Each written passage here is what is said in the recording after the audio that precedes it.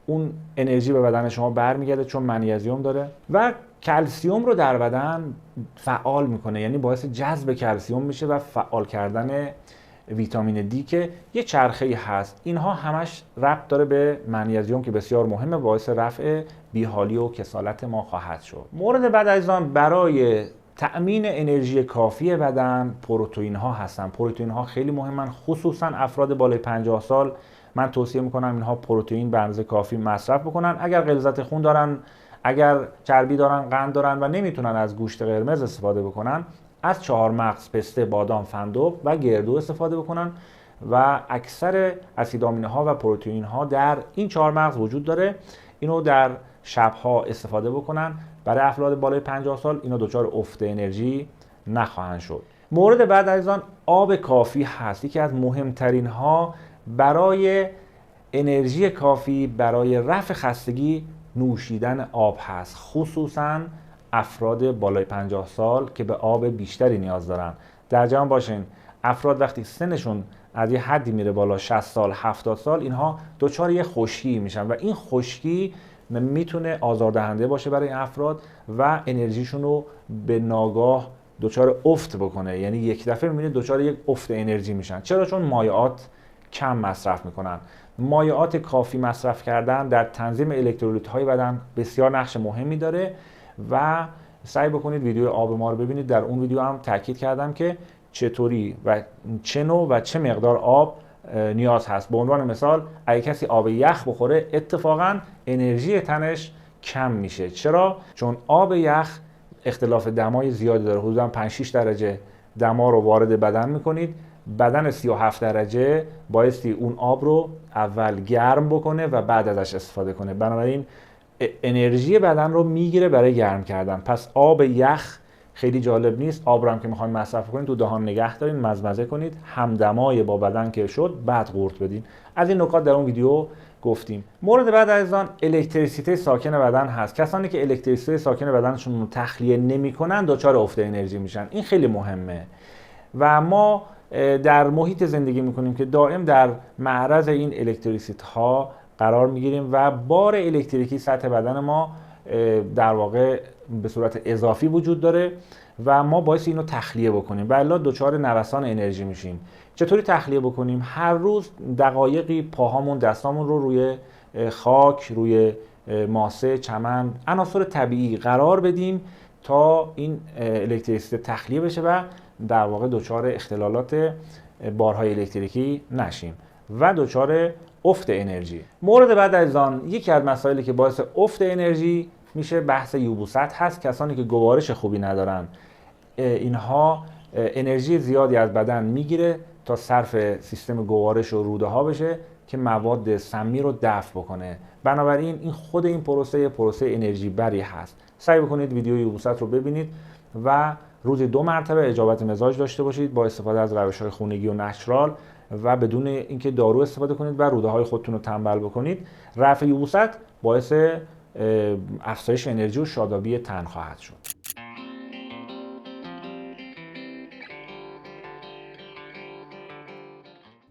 مورد بعد که باعث افت انرژی میشه عزیزان کمبود برخی از ویتامین ها هست، خصوصا ویتامین دی.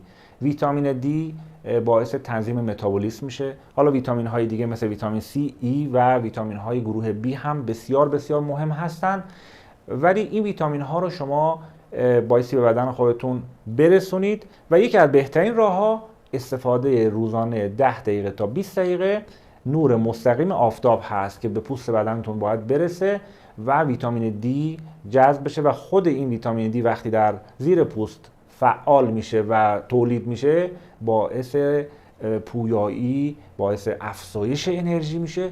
افرادی که سن بالایی دارن، شاید در روستاها مثلا دیده باشین یک عده میرن کنار آفتاب، سنای بالا میشینن، زانو به پایین پاشونو میدن بالا و اون شلوارشونو که آفتاب بخوره به پوستشون. یعنی به تجربه به این رسیدن. خیلی هم درست هست. برای افزایش انرژی تن ما نیاز به نور مستقیم خورشید داریم.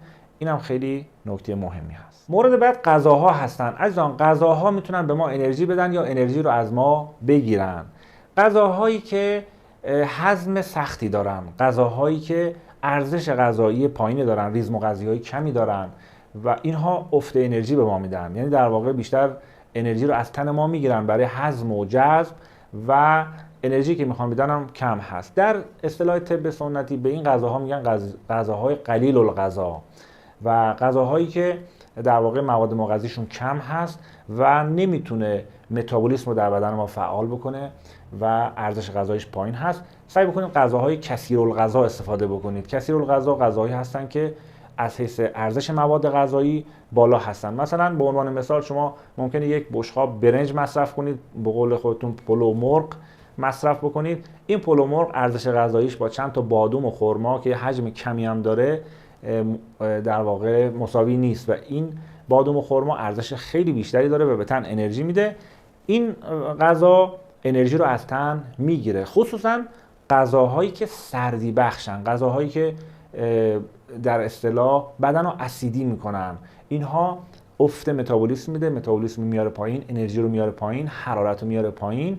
غذاهای گرمی بخش مثل خرما، مثل غذاهایی مثل انجیر، مثل عسل، مواد غذایی که کالریشون بالا هست مثل کنجد، مثل ارده، اینها به بدن انرژی میده و خیلی باعث در واقع پویایی میشه. جالبی بدونید در زمان یکی از پادشاهان که میخواستن به جنگ برن به حکمای اون زمان گفته بودن یه غذایی بدین که انرژی سربازهای ما در سطح خیلی بالایی قرار بگیره، حجمش کم باشه، اینها از اسب پیاده نشن، روی اسب این غذاها رو بخورن و بتونن خوب بجنگن.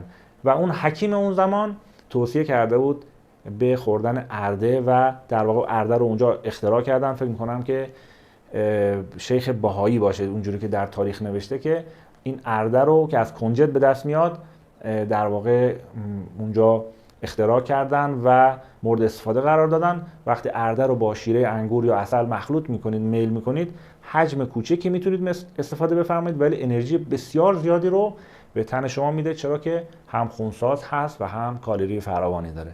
برای ورزشکاران هم بسیار عالی هست. غذاهایی که به شما انرژی خوبی میده عزیزان قندهای طبیعی هست. قندهای طبیعی مثل قندهای عسل، قند موجود در خرما، در توت، در قند انجیر، اینها بسیار انرژی خوبی میده به تن و اینها رو در رژیم‌های غذایی خودتون قرار بدید. و از غذاهای گیاهی کسانی که استفاده میکنن، خصوصا بعضی از گیاهخواران در سنین بالا هم خیلی شاد و پر انرژی هستن. این هم در نظر داشته باشید که شما در هر سال نیاز به یک دوره پاکسازی هستین برای که بدن خودتون در واقع پاکسازی بشه و به انرژی کافی برسه. نیاز داره به یک پاکسازی و یک چله. در واقع قدیم چله برمی داشتن، یک چله انگور میخوردن، پاکسازی میکردن. حالا من توصیه‌ام اینه که رژیم 15 روز تا سلامتی رو از توی سایت دکتر گرین لایف ببینید و سال یک بار اون رو انجام بدید. مورد بعد از آن ورزش هست. ورزش باعث دادن انرژی میشه. ورزش‌های کوتاه. وقتی که ورزش میکنید متابولیسم بدنتون تنظیم میشه، سوخت و ساز تنظیم میشه. این سوخت و ساز که اون در واقع مثلث آتش رو شما مد نظر داشته باشید، همونطور که در تصویر میبینید، اینو من ابتدا گذاشتم به خاطر این بود که مثلث آتش هست که در بدن حرارت و انرژی و پویایی ایجاد میکنه. وقتی که شما میخواین آتش در بدن ایجاد بکنید به چند تا ماده نیاز دارید. یک ماده سوختنی هست که بسوزه، یکی اکسیژن هست که در واقع نیاز هست برای آتش و مورد بعد حرارت کافی هست که این مثلث آتش رو شکل میده. در واقع ما اگر بخوایم انرژی خوبی داشته باشیم بایستی غذای گرمی بخش بخوریم، اکسیژن کافی به بدن برسونیم و مواد غذایی مناسبی هم داشته باشیم، پرکالری، که بتونیم حرارت در بدن ایجاد بکنیم و آتش ایجاد بکنیم که پر انرژی و بانشاط باشیم.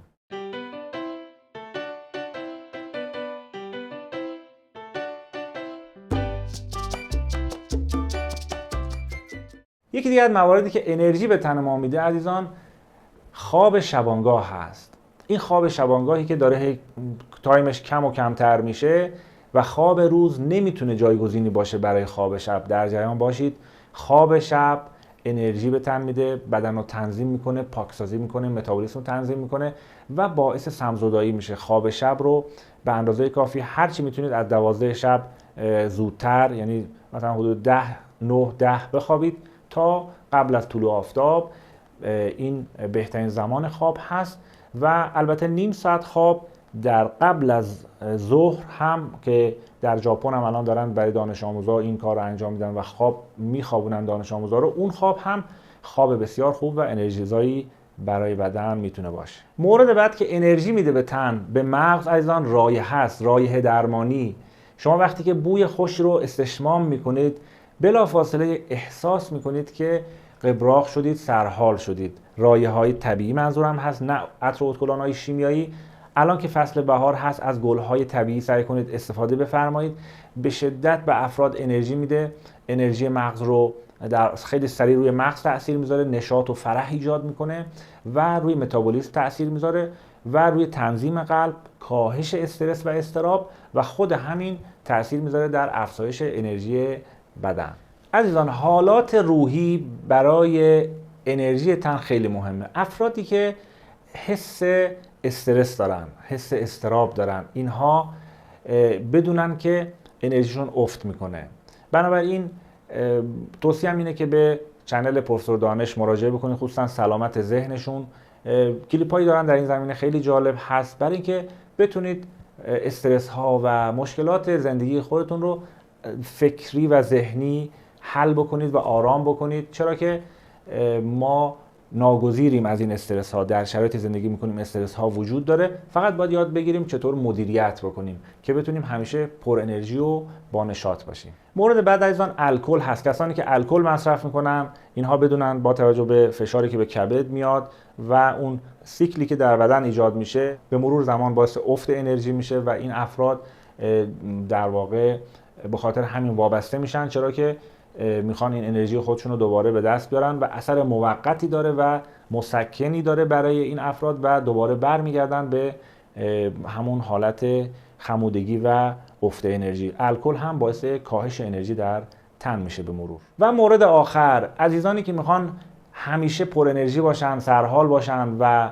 حس کسالت نداشته باشن، از فستینگ استفاده بکنن. عزیزان، خصوصا تحقیقاتی که الان توسط پروفسورهای مختلف، پروفسور ژاپنی، حالا من اسمش یادم نیست الان، که جایزه نوبل هم گرفتن، ایشون روی فستینگ تحقیق کردن. وقتی که شما 9 ساعت گرسنگی به خودتون میدید، این باعث میشه که اتوفاژی در بدن فعال میشه، سلولهای معیوب در واقع خورده میشن و بدن برای تأمین انرژی خودش اون سلولهای معیوب، سلولهای سرطانی، سلولهای مضر رو در واقع تحلیل میبره و از اونها استفاده میکنه، اونها رو از بین میبره. بنابراین شما که میخواین 8 ساعت بخوابین، کافیه که یه مقدار قبل و بعد خوابتون چیزی نخورید، میشه یک فستینگ خوب. یعنی هم میخوابید و هم فستینگ رو اجرا میکنید و فقط بدونید که چه چیزی قبل و بعد از خواب بخورید که در واقع بتونید این فستینگ رو به نحو احسن انجام بدید که در ویدیوی خواب من بهش پرداختم. اون ویدیویی که